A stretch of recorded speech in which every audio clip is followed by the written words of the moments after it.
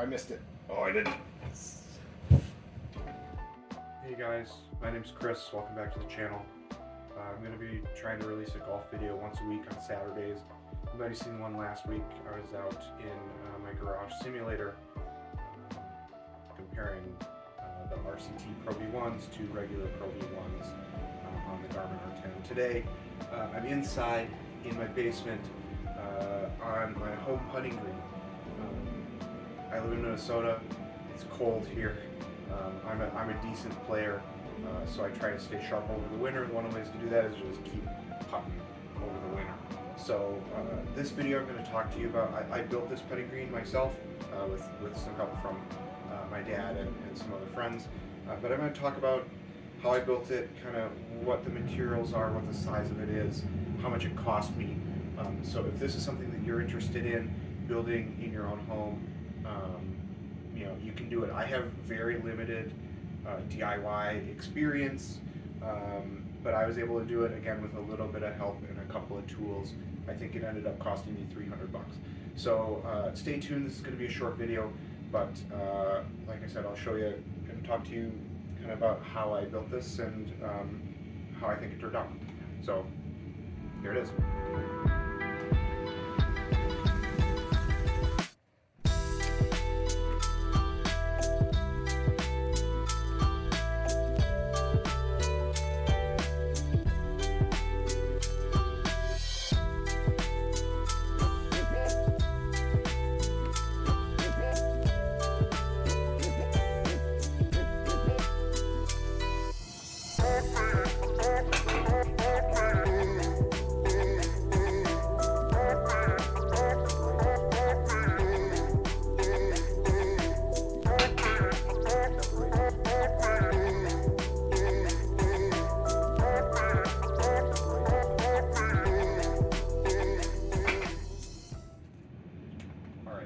Got the tape measure out to remind myself how big this thing actually is.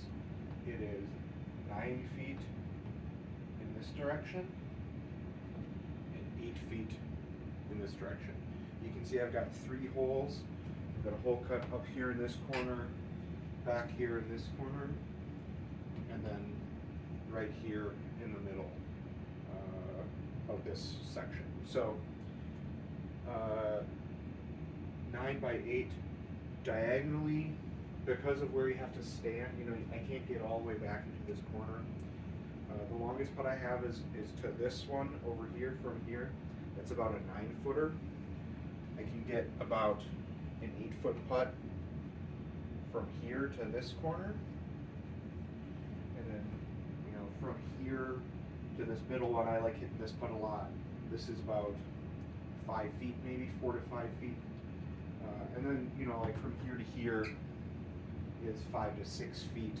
You can experiment with all sorts of different lengths on this green, but the longest putt is less than 10 feet. I think that's okay. I'm certainly not a pro by any means, but I'm a decent golfer. I'm about a scratch. I really think you should practice your lag putts when you're outside practicing your putting, but really you shouldn't be practicing much outside of 10 feet. 5-footers, 6-footers, 7-footers, that's where the score is. So this green for me is about perfect. It's got sort of all the lengths of putt that I want. And frankly, there are little subtle breaks to this, but I don't care that they break. No 2 putts outside on the golf course are the same. So practicing a left-right break or right-to-left break to me doesn't matter. What matters is that I can hit my lines consistently. And I've heard it said every putt's a straight putt as long as you pick your line. I think that's true. So for me, when I'm in here, I know that the putt to this cup, the blue cup back here, turns a little bit right to left for one reason or another. Just I couldn't build it perfectly straight. So I do have some break to these, but most of these putts are straight, and I think that's fine. All right, let's get into materials. I'm gonna bring you in for sort of a closer look at how I built it and what I'm using for the green. Okay, so I'm gonna do my best here to show you all the layers of this thing. So it's really well, it's 3 pieces, 3 or 4 pieces. The first piece, these 2x4s, that's the sort of the frame that sits on the ground.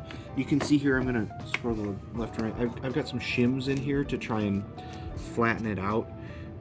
Whenever I step on it on the deck here, if I can feel some sort of wobbling beneath my feet, I try and put a shim underneath to try and level it. I thought that was a decent way to try and level it without going too crazy during the actual build, making sure everything was exactly straight. I'm not a carpenter. This is the first time I've ever built anything like this. So yeah, I think it turned out okay. Anyway, so we've got some 2x4s with a layer of plywood on top of it. There are sort of cross-hatch beams at various points, connecting the 2x4s that run across. The way that I built this is sort of like it's like a framed up wall, just tipped on its side. So I've got various, little 2x4 beams connecting between what you could call the studs. You can see here on the carpet, which I'll get into in a minute. Let's see, I don't know if you can see this. Yeah, there's a seam here, and this seam actually, let's see, I'll pull it over here, see if you can see that. Yeah, so there's this plywood that you can see. There's actually 3 smaller, skinnier sections of this like framed up wall, basically, that's on the ground, and that's what I've used to build sort of the deck.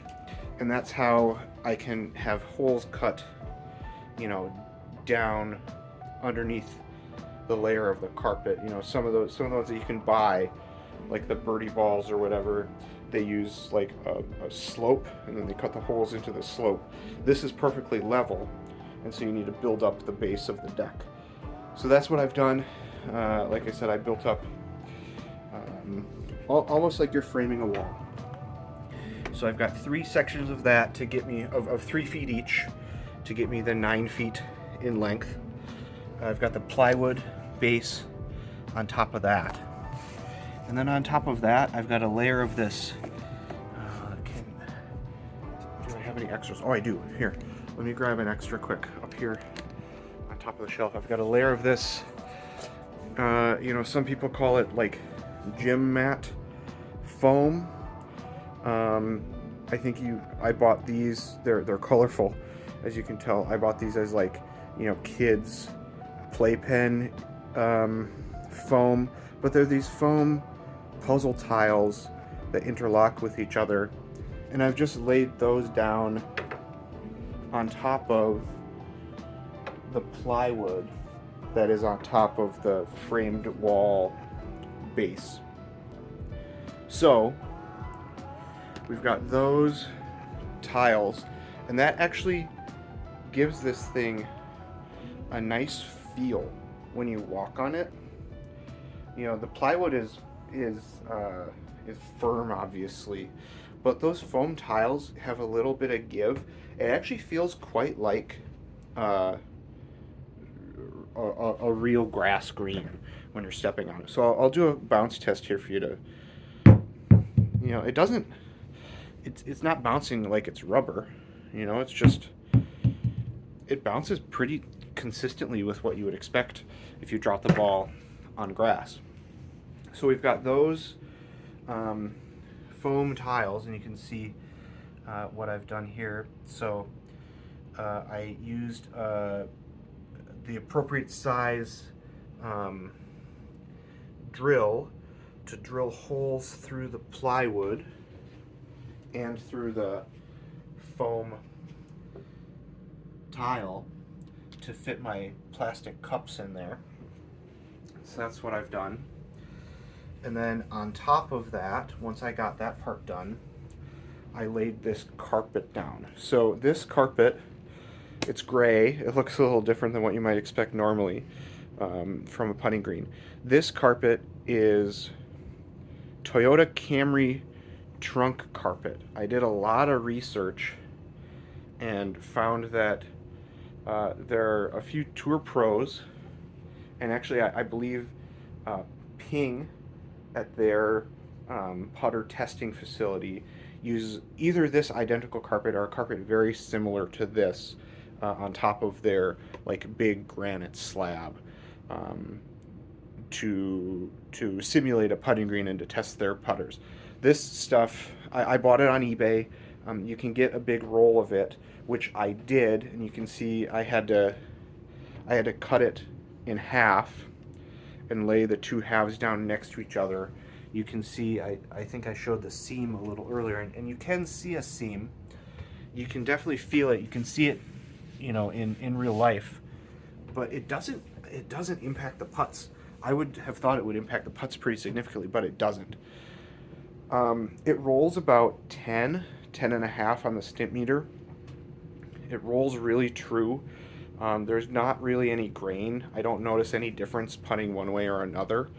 I just vacuum it every so often when I want to putt, and this stuff has been great. What else? Okay, other things. So you can see I've got a couple of sort of end boards behind some of the holes, and I've got this like foam pipe insulation as sort of a bumper past this hole. You can see I've got a couple that I haven't attached yet or haven't needed to attach. But that's sort of how I'm controlling for putts that I hit a little too hard so they don't, get lost behind all these shelves and stuff. But when I first built the green, I was planning on putting boards up around the whole thing, and then I realized I didn't really need them because you're really only putting a couple of directions. So that's what I've done. Total cost of this thing, like I mentioned, was around $300, between $300 and $350. The carpet was expensive. I think the carpet for the big roll of carpet that I'm using was something like $100 or $120. I built this before the pandemic, so the cost of lumber wasn't as crazy as it was during the height of the pandemic. I think that's slowing down a little bit. So I think that you should be able to get the lumber for a reasonable price at a hardware store nowadays. The foam tiles were actually pretty expensive too. I just searched on Amazon. I waited until I found a good deal on a lot of them. This is 9 by 8, which is 72 square feet. It's tough to find those foam tiles for less than like $1 a square foot. So that's, you buy 100 square feet, that's $100. That adds up pretty quick. But yeah, other than that, it's really just the labor. You need a handsaw to cut down the 2x4s. You need a bunch of nails. But this is the result. It's been great for me. Like I said, I'm in Minnesota, so at least about 5 months out of the year, we are stuck inside. And like I said, I'm a decent player. I play in some, state amateur tournaments and stuff. So this is an important thing for me to try and stay sharp in the off season. I do have the simulator in the garage, which is fun. And I probably do that, honestly, more than I putt. I should probably putt more than I do the simulator. But the simulator's it's fun to swing, right? But these are where the strokes are at. On the green, around the green.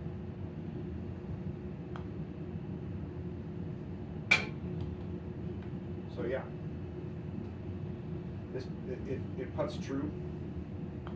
It's a great little thing. I love having it. It survived a move. We moved a year ago or so. I took the foam tiles off and took the three plywood bases and loaded them in a pickup truck and moved them over to this house and reassembled it. That's why, when I was bringing you around to see the holes, some of the hole cuts were a little ragged. They laid a lot smoother when it was laid down in the old house. Something, a little bit was lost in the move, but it still works great. I'm still really happy with it, and if this is something that you've wanted to do, if you live in a northern climate like I do, where you just feel like you need to work on your putting, it really wasn't too bad. $300, $350, a little bit of elbow grease, a couple of tools that I already had, or I had friends or relatives that had them that I could borrow. Yeah, big recommendation. Putting is the most important thing in golf. That's the way that you lower your scores. So if you need to work on your putting, if you live in the north and you want to work on stuff over the winter, this is a great investment. I've had it for 5 years.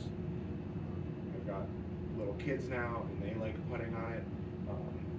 It's really a great investment as long as you've got the space in your basement. You can see we're in a storage room here that we just had some extra space. So I've got a putting green in here, and you can too. It's really not too tough. So thank you for watching. Love walking you through my setup here, what I've got with my putting green. Feel free to comment and ask some questions if you have any questions about where I got stuff, or specifically what I paid for anything. I can do my best to dig that stuff up, and I'd be happy to help if I can. I'm trying to release a golf related video once a week on Saturdays, so be on the lookout for more content. I'll do more putting stuff in here, talking about what I'm working on in my own game. I just did a putter fitting at Second Swing in I live here in the Twin Cities in Minnesota, so I'm going to talk about what they talked to me about, and what I'm working on to get better with my putting going into next year. Of course, I've got the golf simulator in the garage, so I'm going to be doing a lot more content out in the garage with full swing stuff as well. So be on the lookout for that. Like I said, leave me any questions that you have in the comments. I'd be happy to get to them as soon as I can. And thank you again for watching. Leave me a like if you like this video. Subscribe if you want to. I'm just here doing this for fun. So hopefully you enjoy it. Let me know if there's anything that you want to see or anything that I can do differently. And yeah, again, thanks for watching. We'll see you next time.